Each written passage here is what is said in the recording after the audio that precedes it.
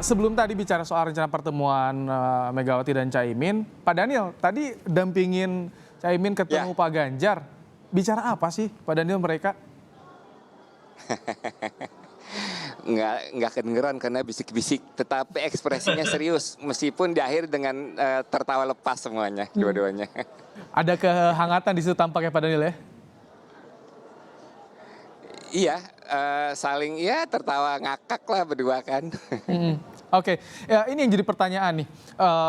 Kan PKB dan PDIP sudah punya sikap masing-masing, tapi kenapa ada rencana mempertemukan Caimin dan juga Megawati? Bang Deddy, kalau dari PDIP melihatnya gimana sih soal propos pertemuan ini?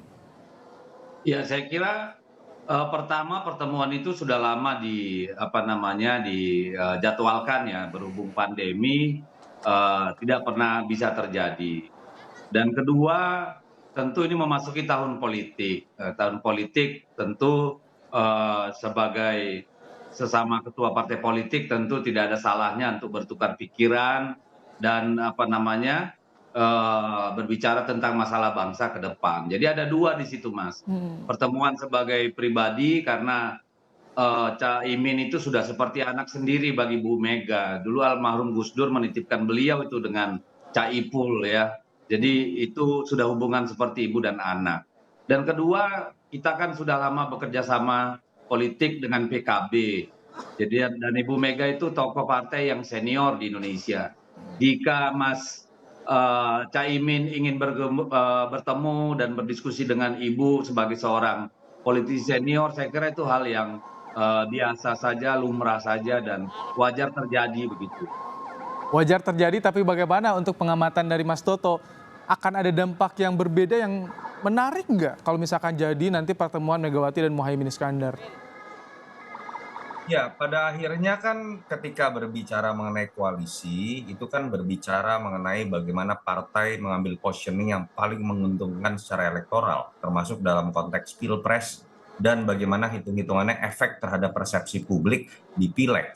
Jadi kalau pada titik itu, walaupun kebersamaan ini kan juga terjadi ya antara Pak Prabowo dengan Caimin semenjak tahun lalu sudah mengikat janji tanda kutip, lalu kemudian PDI Perjuangan punya sejarah yang lebih panjang di pilpres sebelum, tetapi tentu saja dalam memutuskan akan ada hitung-hitungan yang sifatnya taktis. Sampai saat ini kan yang saya tahu, Caimin kan berbicara dalam konteks dari tadinya capres minimal sekarang menjadi cawapres. Dan Cawapres. kita tahu juga bicara efek ekor jas itu kan memang akan lebih punya pengaruh ketika ketua umumnya betul-betul menjadi seorang cawapres. Kita tahu juga sampai sekarang walaupun tanda kutip sudah terbangun koalisi antara PKB dengan Gerindra, seperti ada tembok lah yang belum bisa membuat Pak Prabowo memutuskan Caimin menjadi cawapres. Bahkan belakangan muncul nama yang berbeda seperti Gibran kah, seperti Erick Thohir kah. Dalam konteks itu menjadi masuk akal buat PKB untuk berpikir mengenai kemungkinan lain, mengenai alternatif lain untuk masuk dalam koalisi yang punya peluang menang juga dan kemudian mungkin bisa memberikan bargaining yang lebih menguntungkan secara elektoral buat PKB. Saya pikir pada akhirnya kalau kita lihat sejarah koalisi dalam Oke. pemilu sebelum, sebuah hal taktis seperti itu yang akan menentukan pengambilan keputusan. Baik, sebelum kita lanjutkan, saya ingin kembali memutarkan bagaimana pernyataan dari Ketua Umum PKB Muhaimin Iskandar yang menyindir perwakilan Partai Nasdem lantaran Sang Ketua Umum Surya Paloh tidak hadir, saudara, di acara Harlah ke-25 PKB. Caimin menanyakan perwakilan Partai Nasdem, kenapa Sang Ketua Umum tidak berani datang? Kita simak bersama. Saya hormati Eva Yuliana mewakili Partai Nasdem. Bang Surya Paloh mana kok gak berani datang?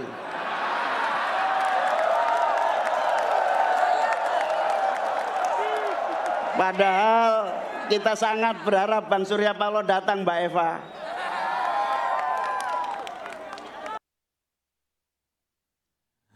Sangat berharap tadi perwakilan dari Partai Nasdem, Surya Paloh langsung yang hadir, tapi ternyata diwakili. PDIP juga sebetulnya diwakili. Namun saya ingin kembali ke Pak Daniel. Pak Daniel, dari PKB bagaimana sih melihat sosok dari PDIP? Apakah tadi disinggung mungkin juga realistis, masih cair nih PKB atau seperti apa? Ya tentu pertama PDIP itu posisi yang sangat penting ya, karena sebagai partai yang terbesar saat ini yang bisa punya golden ticket, maju mengajukan mengusung capres cawapres sendiri, sendiri tanpa tergantung oleh partai yang lain, meskipun tentu PDIP akan mengajak bergabung sejumlah partai. Selain hubungan historis, hubungan ideologis, tentu PKB menganggap posisi PDIP, posisi Mbak Mega, Ibu Mega, posisi banyak kader-kader PDIP juga menjadi sahabat kental, sahabat baiknya dari kadernya PKB, tentu menjadi sangat penting. Nah sehingga meskipun kami PKB sudah berkoalisi kan juga tidak boleh menutup komunikasi. Baik. Karena kalau menutup komunikasi kan sama juga menutup peluang nanti. Karena kita ujungnya belum tahu nih. Oke. Mas Toto, nah itu Ya. dari PKB soal PDIP. Tapi tadi kalau Nasdem langsung disindir tuh, depan Jokowi. Kenapa Pak Surya Paloh tidak berani datang? Bagaimana Anda melihat soal sindiran dari Caimin tadi, Mas Toto? Ya, ini kas Nahdien lah, kas Caimin lah ya. Kalau nyeletuk kan ya memang bikin ger ya. Artinya, tapi memang itu kan sebuah makna yang kuat ya. Ternyata kan Bang Surya Paloh diundang dan saya agak kaget yang datang Mbak Eva. Kita tahu Mbak Eva kan memang sangat dekat dari Dapil Jateng 5 kalau saya tidak salah dengan basis Nahdien. Tetapi kan dalam konteks struktur kalau tadi misalnya disamakan dengan Mbak Puan ya tidak lah. Mbak Puan anaknya Ibu Mega dan seorang ketua DPR. Artinya memang punya bobot politik lah kalau sampai Caimin tadi agak menyindir Bang Surya Paloh kok tidak berani datang gitu istilahnya ya. Saya melihat ini sebuah positioning yang memang Bang Surya Paloh mengambil posisi agak berjarak betul-betul akhirnya dengan barisan koalisi. Padahal kalau kita lihat tadi perwakilan dari Demokrat saja ada yang hadir tuh kalau saya tidak lihat kalau saya tidak salah tadi kita lihat tapi itu kayak gaya kas Caimin lah yang memang belak-belakan apa adanya. Walaupun dalam konteks bobot politik, menurut saya itu memiliki makna yang cukup dalam buat seorang Surya Paloh dalam barisan koalisi pendukung Jokowi. Oke. Jadi sindiran tadi disampaikan langsung di depan Pak Jokowi. Tapi Mas Toto yang kemarin juga ditanya soal betul nggak sih ketika Jokowi ketemu Surya Paloh, ini pertanyaan juga Mas, soal bacawa presnya Anies tuh ditanyakan. Itu serius nggak sih Mas Toto kalau menurut Anda? Soalnya kan dekat sekali itu. Iya, artinya kan memang pertemuan kemarin sih apapun isinya pasti mencairkan ya, menyejukkan. Itu yang mungkin tadi Caimin juga sesalkan. Kenapa nggak di acara syukuran ini datang saja kalau konteksnya silaturahmi. Walaupun posisi politiknya tetap berbeda kan tetap akan membawa kesejukan juga di hadapan masing-masing konstituen. Nah terkait Pak Jokowi misalnya dibocorkan oleh Surya Paloh menanyakan mengenai cawapres ya sangat mungkin entah dalam konteks basa-basi politik ataupun serius. Tetapi kalau pertemuan kemarin diartikan bahwa akan ada posisi politik yang berubah dari Pak Jokowi ataupun Bang Surya Paloh, saya kok meyakini tidak ya. Terbukti sampai sekarang kalau kita lihat statement dan manuver politik dari Nasdem masih dalam posisi yang sama dan terkaan saya juga partai ini agak sulit untuk kemudian menarik dukungan dari Mas Anies malah bisa berbuah pada blunder politik. Karena kecenderungan segmennya memang sudah berubah, banyak sekali segmen marketnya kalau kita lihat di survei yang memang sudah bergeser banyak kepada daerah-daerah yang dulu adalah basis yang Pak Jokowi lemah. Soal cawapres kan masih jadi perbincangan, kalau PDIP melihatnya bagaimana? Apakah betul yang disampaikan Pak Jokowi kepada Pak Surya Paloh yang bertanya langsung soal cawapres Anies, itu serius atau bagaimana menurut Anda, Bang Deddy? Kalau ditanya serius atau bagaimana kan ya mereka yang tahu dong. Tetapi saya kira itu adalah cara untuk Pak Surya Paloh ya menunjukkan kepada publik bahwa beliau masih bisa berkomunikasi dengan presiden, bahkan menanyakan soal mungkin rekomendasi calon wakil presiden. Tapi bisa juga di sisi lain itu justru menyindir gitu loh. Tapi kan mana yang paling benar kita nggak tahu.